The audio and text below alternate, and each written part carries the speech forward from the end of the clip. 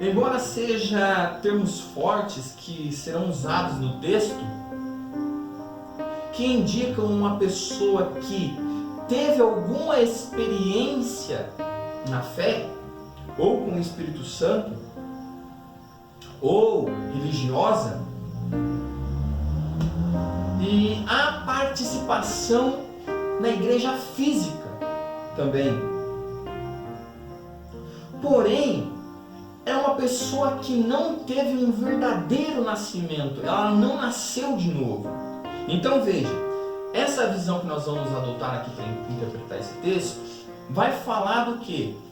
De uma pessoa que está na igreja, frequenta a igreja, mas ela nunca nasceu de novo. Ela se veste como crente, age como crente, tem uma Bíblia de crente, visita a igreja de crente, ouve pregações e, no entanto, nunca nasceu de novo.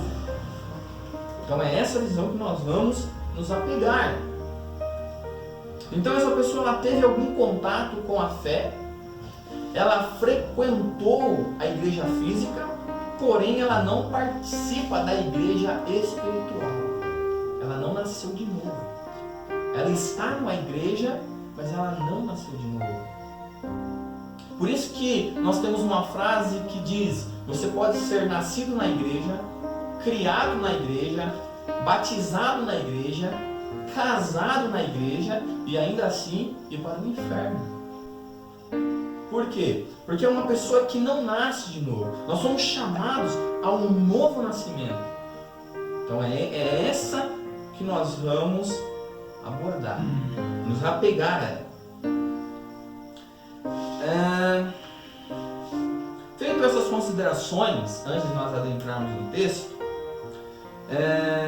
passemos então, e só ressaltando que o autor vai tratar aqui, só ressaltando aqui antes de nós entrarmos no texto, ele vai falar de um perigo real, espiritual.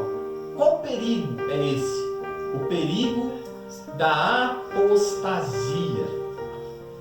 Talvez você nunca ouviu esse termo, Apostasia. Mas há alguns que já ouviram. O que seria a apostasia? Guarde isso, é muito importante para você. A apostasia é alguém que, por um tempo, acreditou no Evangelho. Alguém que abraçou a fé, mas depois abandonou a fé. Então isso é apostasia. E agora que começa então o nosso problema. Por quê? Porque o texto que nós vamos ler aqui diz que aquele que se apóstata da fé não pode ser novamente restaurado. Olha o grau de dificuldade desse texto. Porque esse texto, na mão de algumas pessoas, vai querer ensinar a perda da salvação. Mas não é isso que o texto está tratando aqui. O texto aqui em nenhum momento ele vai tratar da perda da salvação de alguém que nasceu verdadeiramente. Mas olha que quando nós começarmos a ler esse texto, você vai ver que quando nós começarmos a ler, você vai ver que poxa, essa pessoa ela é cristã. Mas embora ele indique para nós experiências, embora ele possa ter provado alguma coisa, essa pessoa ela nunca nasceu de novo. Então guarde muito bem essa doutrina, porque essa doutrina dificilmente é ensinada. Porque fala de um pecado que não é reversível, é irreversível. Significa que quem cai nesse pecado da apostasia afasta-se de uma vez por todas e não tem como ser restaurado. Olha que coisa terrível é a apostasia. Não é? Aqui nós vemos então que o arrependimento não pertence ao homem. Porque a pessoa que cai na apostasia, ela é impossível de se arrepender. E Deus também não restaura essa pessoa. Você consegue imaginar isso? O grau que é esse pecado, o pecado da apostasia. Então, vamos à leitura do texto. Hebreus 6, do 4 ao 8. Depois nós vamos vir por partes. Primeiro, olha o que diz. Diz assim, versículo 4. É impossível, pois que aqueles que uma vez foram iluminados e provaram o dom celestial e se tornaram participantes do Espírito Santo e provaram a boa palavra de Deus e os poderes do mundo vindouro e caíram, sim, é impossível outra vez renová-los para o arrependimento, visto que de novo estão crucificando para si mesmos o Filho de Deus e o expondo à ignominia, porque a terra que absorve a chuva que frequentemente cai sobre ela e produz erva útil para aqueles por quem é também cultivada, recebem bênçãos da parte de Deus. Mas se produz espinhos e abrolhos, é rejeitada, e perto está da maldição, e o seu fim é ser queimada. Então veja, o texto ele já começa com uma expressão muito forte. É impossível, é irreversível a apostasia. E quantas vezes nós temos olhado e visto pessoas que se encaixam nesse texto.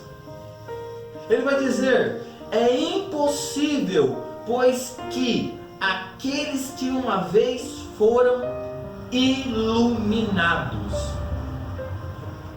O que significa isso, ser iluminados? Muitos chegam a ter um conhecimento. Iluminação, esse ser iluminado é ter conhecimento do Evangelho.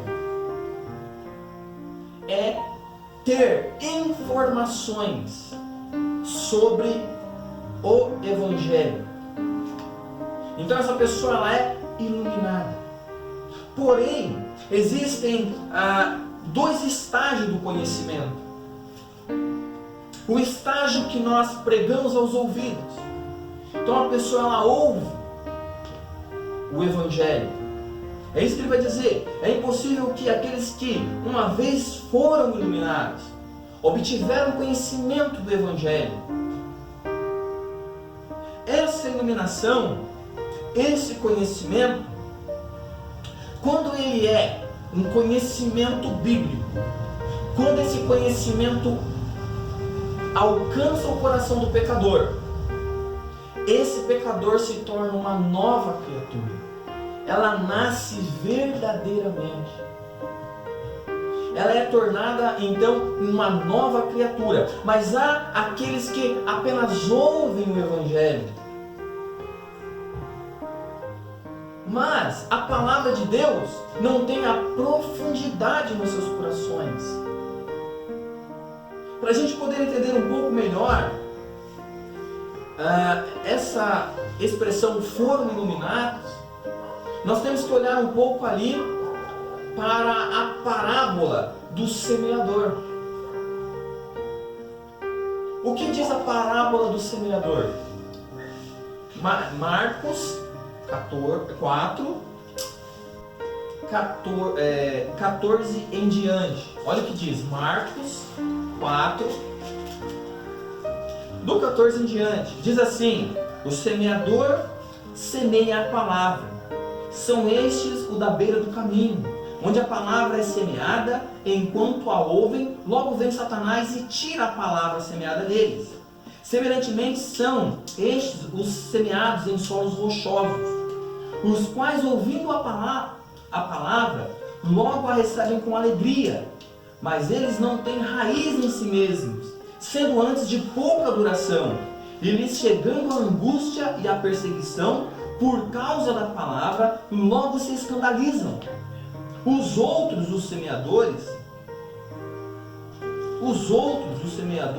semeados entre os espinhos, são os que ouvem a palavra, mas os cuidados do mundo, a fascinação da riqueza e as demais ambições concorrendo sufocam a palavra, ficando ela infrutífera.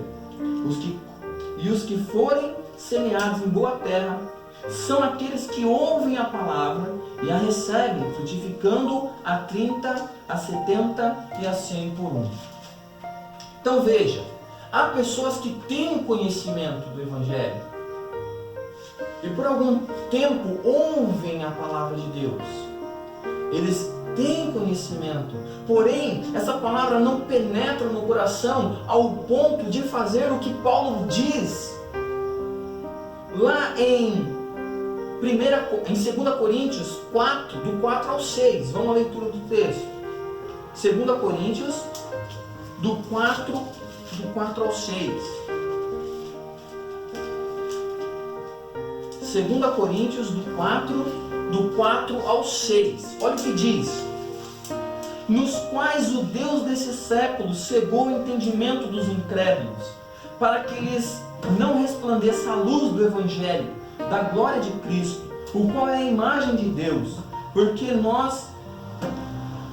não nos pregamos a nós mesmos, mas a Cristo Jesus como Senhor, e a nós mesmos como vossos servos, por amor de Jesus.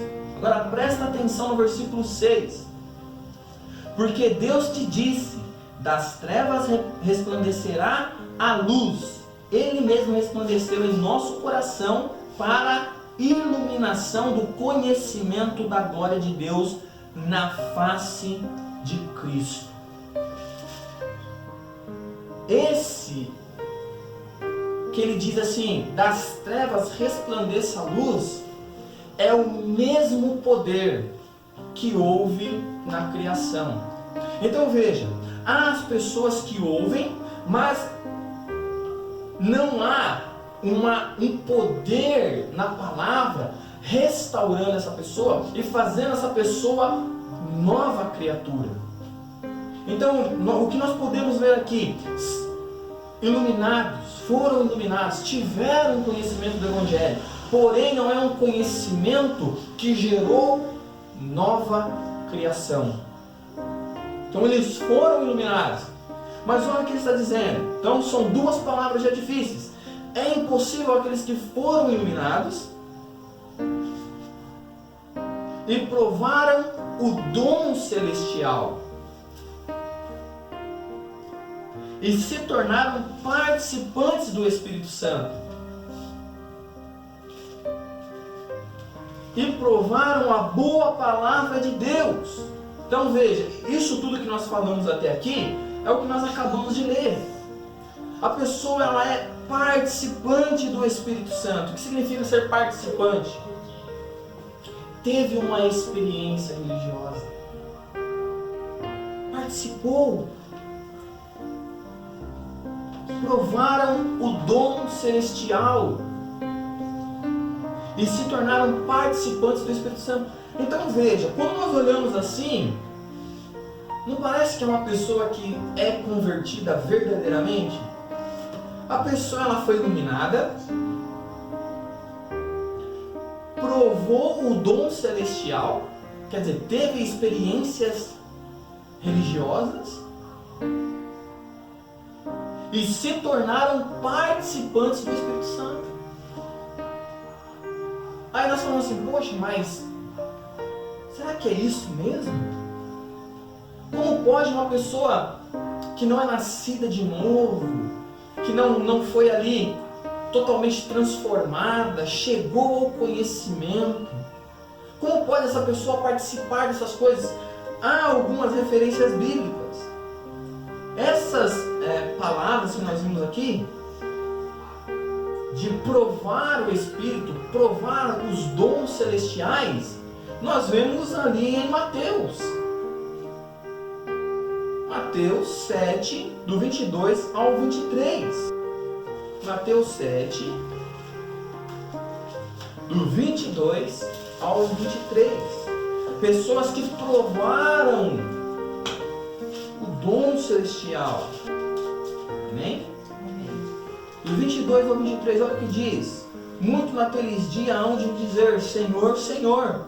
Olha, porventura não temos nós profetizados em teu nome? E em teu nome nós não expelimos demônios? Em teu nome não fizemos milagres? Muitos milagres? Então lhes direi explicitamente: nunca vos conheci, apartai-vos de mim, os que praticam tais. Expulsaram demônios, profetizaram, fizeram sinais, milagres, dons espirituais, mas acabaram se apostatando-se da fé. É o que o texto está nos dizendo. Então veja, talvez nós perguntamos, mas como pode uma pessoa provar todos esses dons, serem líderes, pregarem, expulsarem demônio e assim, e não ser nascido de novo? Por isso que tem pessoas que estão na igreja, mas elas não nasceram de novo. Por isso que o evangelho não é apenas, o cristianismo não é apenas uma religião qualquer. Não é algo moral apenas. É algo que vai além. Quando nós começamos a entender essas verdades, porque o que ele está dizendo aqui é algo terrível, é um perigo espiritual terrível. São pessoas que provaram os dons, são pessoas que tiveram experiências, são pessoas que tiveram um conhecimento bíblico. Porém, veja, ter só o conhecimento não significa que você nasceu de novo. Por exemplo, veja os demônios. Eles têm conhecimento de Deus. Eles temem e tremem diante de Deus. Mas eles têm todo o conhecimento, eles conhecem toda a Bíblia e continuam sendo demônios. Então veja, quando nós estudamos a Bíblia, nós não estamos querendo apenas ser estudantes da Bíblia. Quando nós estudamos a Bíblia, nós queremos que essas verdades nos façam uma nova criatura. Quando nós estudamos a Bíblia, nós entendemos que a Bíblia ela é viva e eficaz nas nossas vidas. Por isso que quando nós ouvimos o Evangelho, o Espírito Santo leva essa palavra até o nosso coração, então nós nascemos de novo. Por isso que aqui ele não está falando de verdadeiros convertidos. Veja, são coisas que quando nós olhamos, nós falamos, poxa, a pessoa está lá, a pessoa está pregando, a pessoa está expulsando o demônio, a pessoa está fazendo sinais e maravilhas, como ela não é nascida de novo? Aí ela se apostata da fé, e então ela abandona o cristianismo, dá as costas para o Senhor Jesus. Só que a Bíblia diz que a apostasia não tem como ser reversível. É impossível que alguém que caiu nesse pecado, a qual nós não podemos dizer, olha, aquela pessoa, porque só Deus pode ver essa queda, o nível real dela. Tem pessoas que estão, provam, têm conhecimento, e acabam se apostatando-se da fé. Você consegue imaginar isso?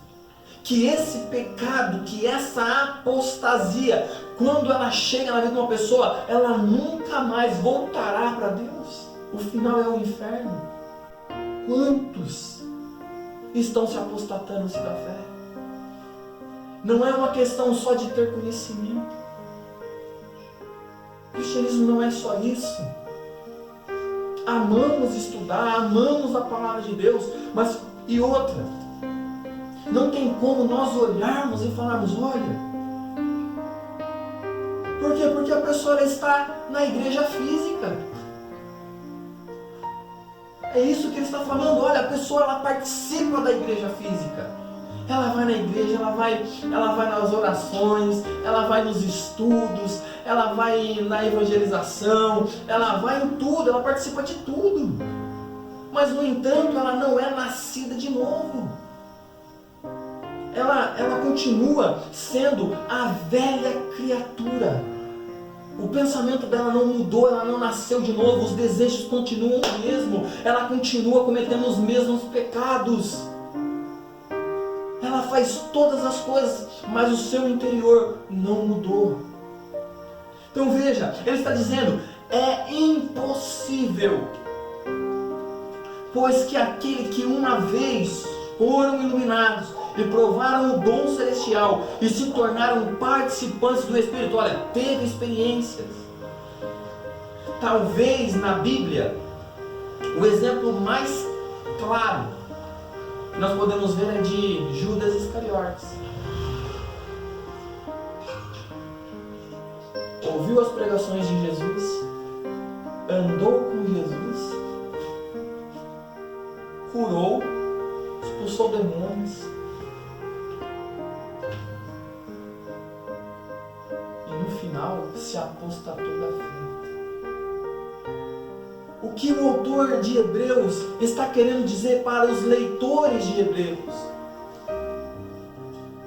Ele está querendo alertar. Aqui, nessa parte, o que todos, quando a gente estuda, o que nós podemos ver, o que todos concordam é o quê? É que estava havendo um abandono do cristianismo desses hebreus e voltando ao judaísmo. Estavam abandonando a fé, porque ser cristão naquela época não era pop, não era legal. Você ser cristão naquela época era estar assinando um atestado de óbito. Ser cristão naquela época era ser taxado sim de louco.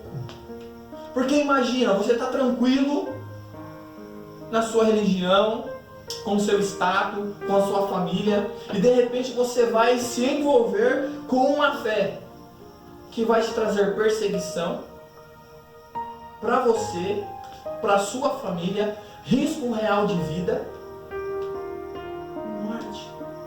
Então, nesse período, havia uma grande perseguição contra os cristãos. E talvez o que estava acontecendo aqui foi isso. Eles, com medo da perseguição, porque talvez alguns já teriam perdido bens, alguns já teriam perdido posições sociais, alguns talvez aqui teriam perdido até a própria vida. Vendo essa perseguição crescente contra a igreja, alguns falaram assim, esse negócio é para doido, eu não quero. Esse negócio de servir Cristo é para doido. Eu vou colocar a minha vida em risco, eu vou colocar a minha família em risco. Eu não quero. Então talvez alguns aqui estejam abandonando o cristianismo e voltando ao judaísmo. Então veja, eles provaram a fé. Aqueles dias provaram, degustaram, tiveram algumas experiências religiosas, mas no entanto não nasceram de novo. Porém, quando nós olhamos a história do cristianismo, o que eram verdadeiramente nascidos, que eram verdadeiramente chamados, e quando a perseguição aumentava, mais firme eles se mantinham na fé. Mais firmes, eles não arredavam. Veja Pedro, antes da conversão, Pedro estava com medo. Não, eu não conheço. Negou, abandonou Cristo. Tinha acabado de tomar a Santa Ceia. Mas depois de que Cristo ressuscitou, se apresentou para ele e disse, Pedro, tu me amas? Quando Pedro estava se baseando na sua força, Pedro falou: eu vou contigo até a morte. E não foi. Quando a boca apertou, Pedro falou o quê? Não te conheço. Pedro negou 3 vezes, mas depois chorou amargamente. E aí então, depois que Cristo falou com Pedro, o que Pedro falou? Ele se alegrou quando foi preso, chicoteado. Ele se alegrou. Veja, aquilo que trazia medo para ele, antes de verdadeiramente ele nascer de novo, agora traz prazer. Veja Paulo. Paulo, ele sente prazer nas dores. Paulo, ele sente prazer nas prisões. Veja nós. Os cristãos não sentem prazer na perseguição, na dor. Os crentes não sentem. Os crentes de hoje em dia dizem que não podemos sofrer. Nós não nascemos para sofrer. Sofrimento não é coisa de cristão. Prova. E a vida é só prova, só prova. A pessoa fica indignada com Deus. Mas veja que o verdadeiro cristão, quando ele está na prova, ele se regozija. Ele não arreda o pé. É como nós cantamos o cântico de Martinho Lutero: se eu tenho que perder família, bem, poder, Cristo comigo está, isso é suficiente. Então aqui, alguns irmãos estavam regressando ao judaísmo, estavam abandonando o cristianismo. É isso. Então veja, quão difícil é esse texto. Olha o que nós estamos aprendendo nessa noite. A apostasia, ela é real. Porém, quem nasceu novamente, verdadeiramente do Espírito, não da carne, nem do sangue, nem da vontade do homem, mas na vontade de Deus, está em Cristo, escondido em Cristo. Então nós não abandonamos Cristo. A salvação, se é o Cristo da Bíblia que te salvou, você não perde a sua salvação. Você não abandona o cristianismo. Você não abandona a sua fé. É isso que ele está dizendo. Nós não somos movidos por essas coisas. Então é isso que nós temos que ter em mente.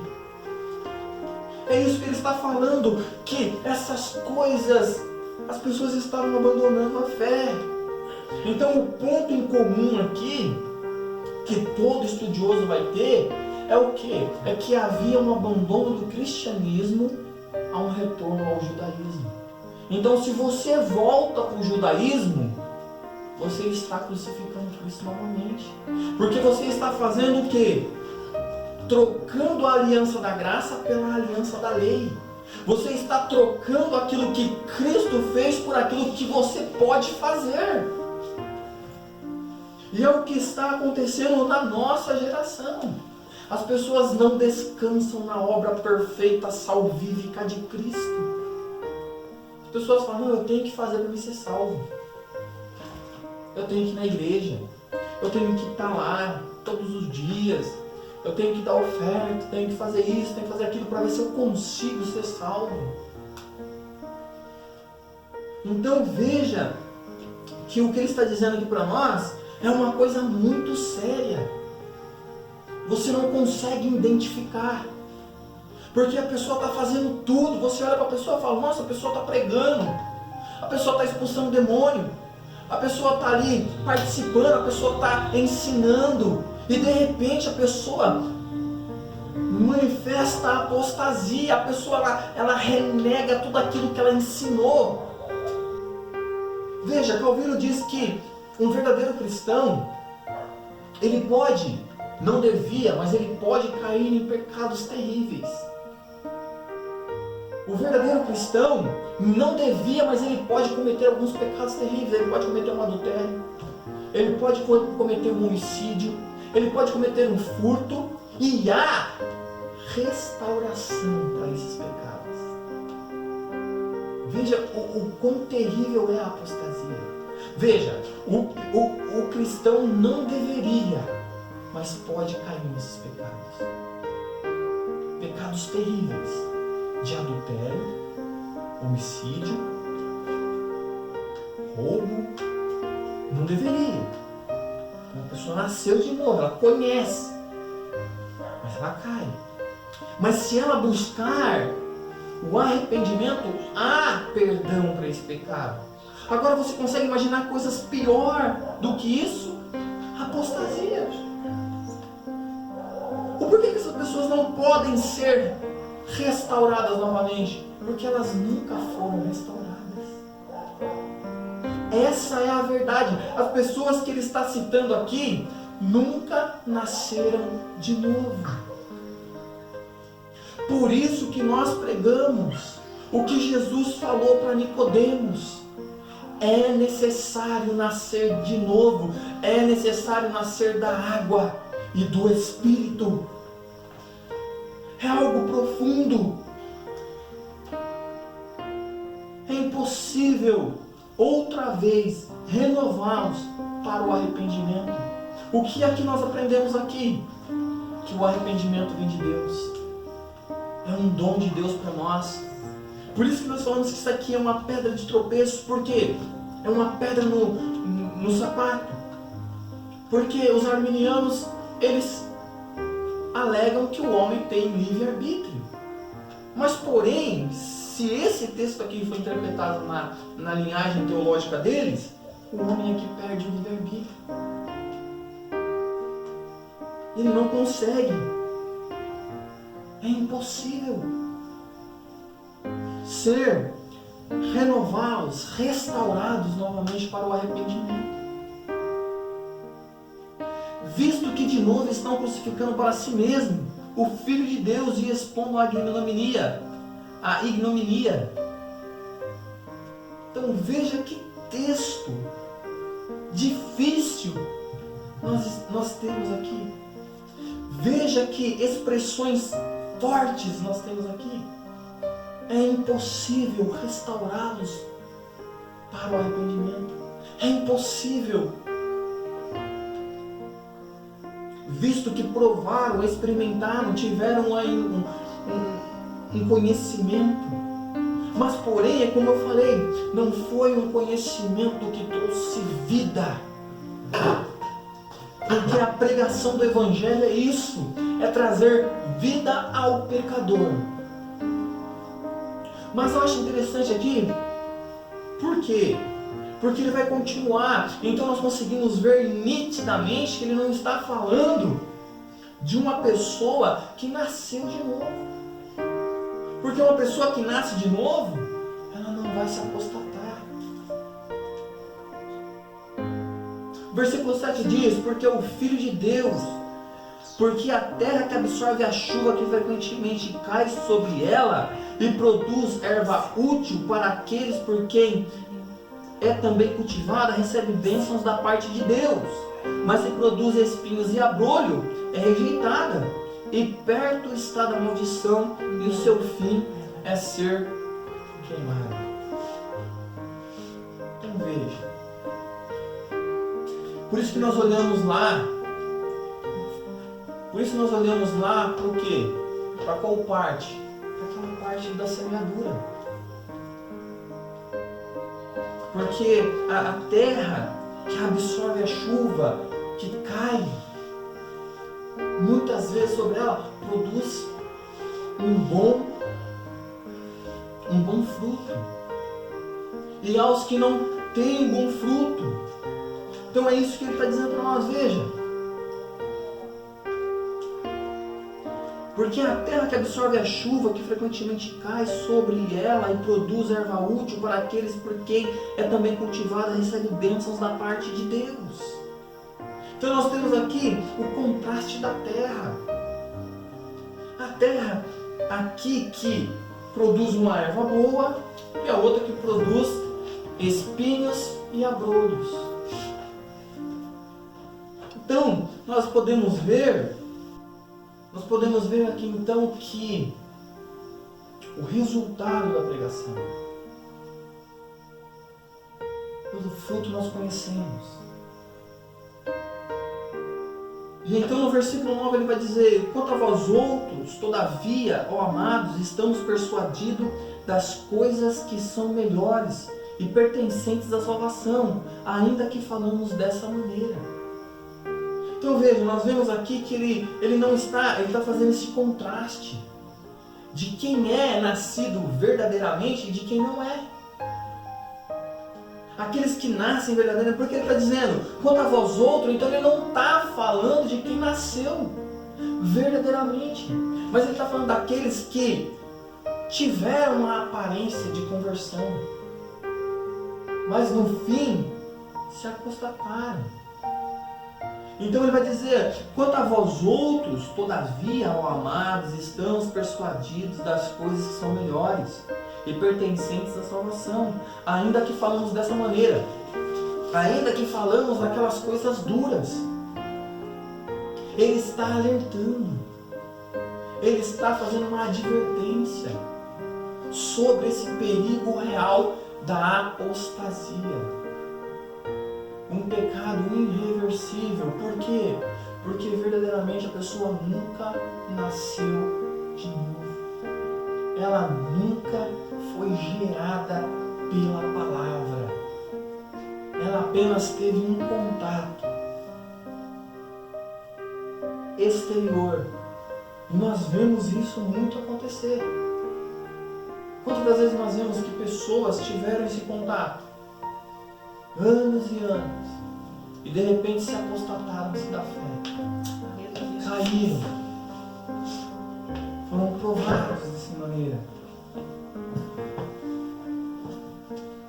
Versículo 10. Porque Deus não é injusto para ficar esquecido do vosso trabalho e do amor que evidenciaste para com o seu nome, pois servistes ainda servis aos santos. Desejamos, porém, continue cada um de vós mostrando até o fim a mesma diligência para a plena certeza da esperança, para que não nos torneis indolentes, mas imitadores daqueles que pela fé e pela longanimidade herdaram a promessa. Então veja o contraste que ele faz daqueles que abandonam o cristianismo e daqueles que perseveram. Por isso que nós cremos no quê? Na perseverança dos santos. É por isso que nós cremos na preservação daqueles que são nascidos de Deus. Nós não retrocedemos, nós não abandonamos a fé, nós continuamos firmes. Por isso ele faz esse contraste. Ele diz daqueles que perderam a salvação, que se apostataram-se, que abandonaram o cristianismo. Isso é apostatar-se da fé. É renegar aquilo que outra hora você defendia, pregava. Então nós vemos aqui, pelo decorrer daquilo que ele está escrevendo, que ele não está falando de pessoas que nasceram verdadeiramente. Porque aqui nós vemos, quanto a vós outros, pode ver que então ele está fazendo uma distinção daqueles que voltaram, retrocederam, para aqueles que vós outros. Todavia, ó amados, estamos persuadidos das coisas que são melhores, pertencentes à salvação. Então ali, embora tivesse alguns que estivessem abandonando a fé, outros estavam firmes, como eu falei. Quanto a perseguição estreita sobre a igreja ela não retrocede, ela avança.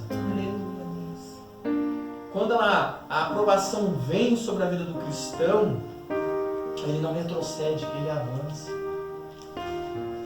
Então, nós vemos aqui ele falando essas coisas que alegram o nosso coração, porque então ele fazendo esse contraste, fica bem mais claro para nós entendermos que são pessoas que tiveram um contato, ouviram o Evangelho, por algum tempo, como a parábola do semeador, caminharam na fé, mas depois se apostataram.